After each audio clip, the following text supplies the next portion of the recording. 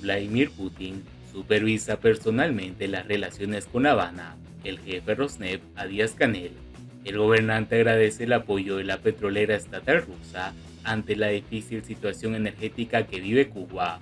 ¿Cómo están, amigos? Bienvenidos a Noticias Importantes. Esperamos sus opiniones en los comentarios. Comenzamos. El director ejecutivo de la petrolera estatal rusa, Rosneft, Igor Sechin, se reunió el día sábado pasado con Miguel Díaz-Canel en la sede del gobierno cubano, informa la agencia estatal Prensa Latina. El encuentro de Sechin con Díaz-Canel, el gobernante cubano, agradeció el apoyo al gobierno ruso, primero mediante la comprensión de la actual situación de la isla y luego haciendo todo lo posible de manera conjunta para avanzar, indica la agencia estatal. Según la agencia EFE, en el encuentro en el Palacio de la Revolución, Sechin dijo que el presidente ruso Vladimir Putin supervisa directa y personalmente todo lo relacionado con las relaciones bilaterales.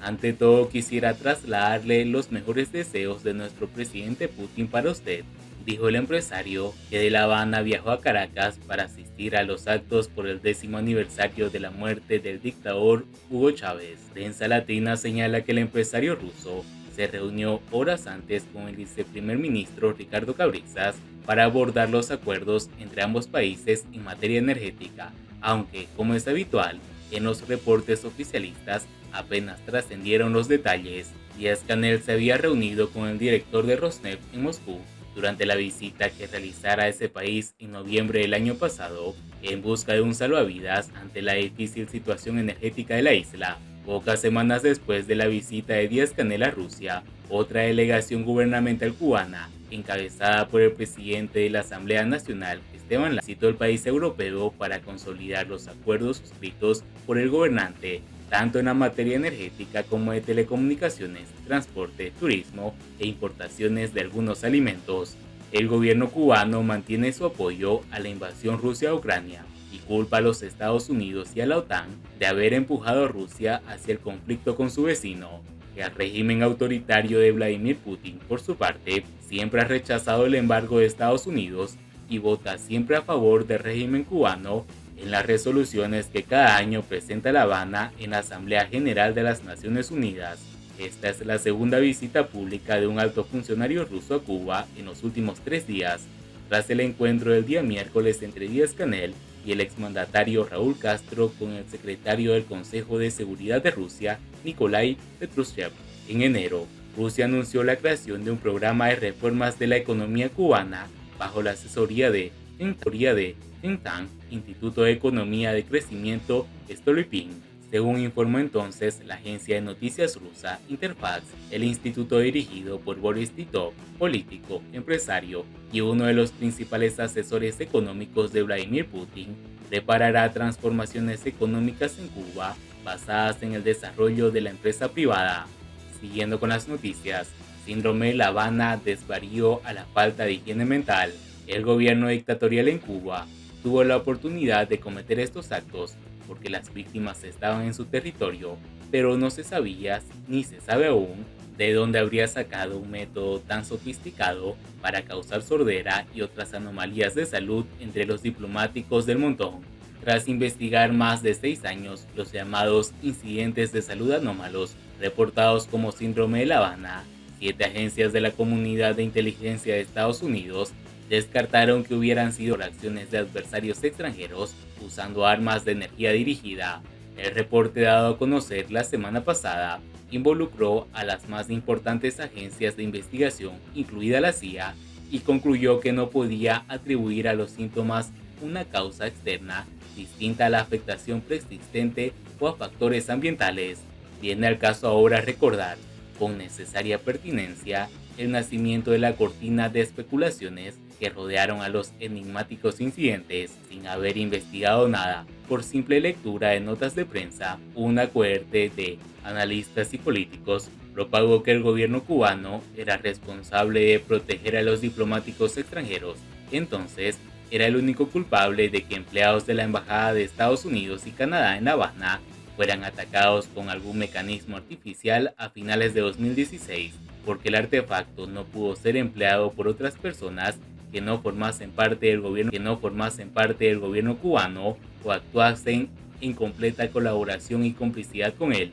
Solo que los actos terroristas, ya sea atacar diplomáticos en tierra, tumbar aviones en vuelo o volar un gasoducto en el mar, no son cosa de propaganda política, sino de investigación criminal con estricta sujeción a las reglas ajenas a toda bandería, como el análisis de medios, oportunidad y motivo. Se cae de la mata que el gobierno dictatorial en Cuba tuvo la oportunidad porque las víctimas estaban en su territorio, pero no se sabía ni se sabe aún de dónde habría sacado un medio tan sofisticado para causar sordera y otras anomalías de salud entre los diplomáticos.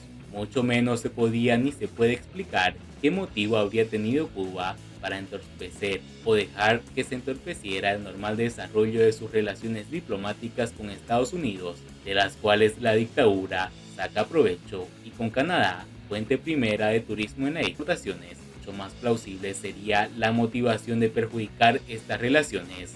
Además de por el gobierno receptor, los diplomáticos y sus familiares están protegidos por el cuerpo de seguridad de sus propias embajadas.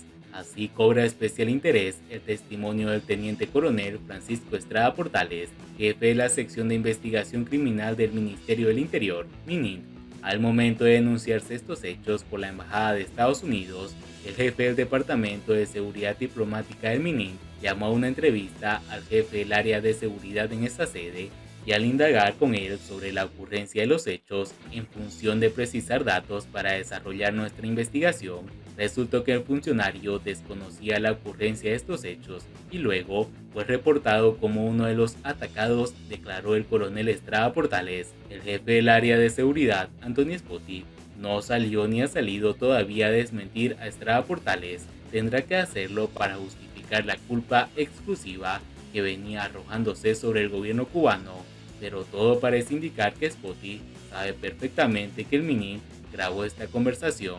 No solo tenemos desde exfuncionarios del castrismo que pasaron a desempeñar en otras áreas y vocearon por Radio Martí la necesidad de codificar la información de Cuba sobre el síndrome de La Habana, hasta otrora apologistas del socialismo en grama que desfogaron su espíritu crítico con que Joe Biden había echado por tierra el tema de la agresión a diplomáticos. Hemos tenido también políticos alardosos que despacharon la culpabilidad de aquel acto terrorista con que el gobierno de Cuba era autor o cómplice, y chirrin chirrán. Así, la única medida consecuente sería la represalia militar, porque en la guerra declarada por Estados Unidos contra el terrorismo, tanto peca el que mata la vaca como el que agarra la pata. Estados Unidos habría tenido entonces por qué al menos mandar drones a bombardear el cuartel del Departamento de Seguridad Diplomática del MININT, pero los alardosos no incitaron a esta posible represalia. A la larga, el síndrome de La Habana terminó siendo un fenómeno global, con reportes de casos en 70 países y locaciones, incluidas dependencias gubernamentales de Washington DC. Ahora que las agencias de inteligencia de Estados Unidos descartan la posibilidad de Cuba, la próxima matraca será la traición, como cabe deducir de la falta de higiene mental en los foques con ciego partidismo. La conclusión científica no es definitiva y los investigadores serios han sido cautelosos a la hora de dar una palabra final sobre las causas de este prolongado enigma, pero lo que sí parece cada vez más claro en las indagaciones es que los globos se van desinflando sin necesidad de tumbarlos por la fuerza. Y bien amigos, así vamos terminando hoy. Por favor, nos ayudaría mucho compartiendo las noticias y así poder informar a muchas más personas de la verdadera realidad en Cuba. Padre vida mis hermanos, nos vemos en el siguiente informe.